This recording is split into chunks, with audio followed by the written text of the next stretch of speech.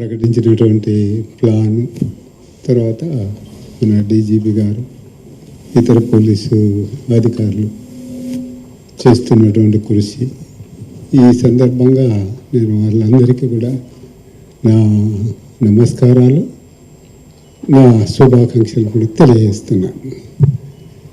అయితే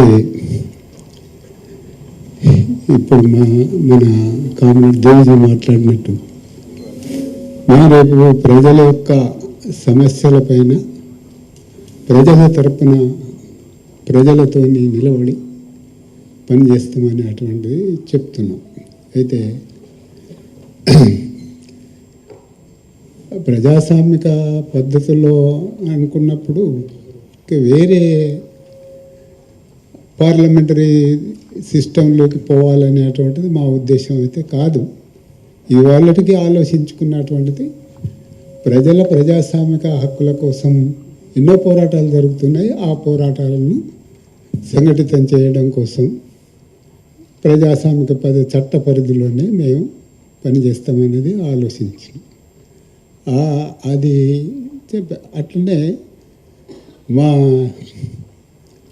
మేము ఇంతకాలం ఏదైతే రాజకీయాలు సిద్ధాంతాలు చెప్తూ ప్రజల్ని సంఘటితపరిచినామో ఆ అవగాహన మా నుండి తొలగించుకోము.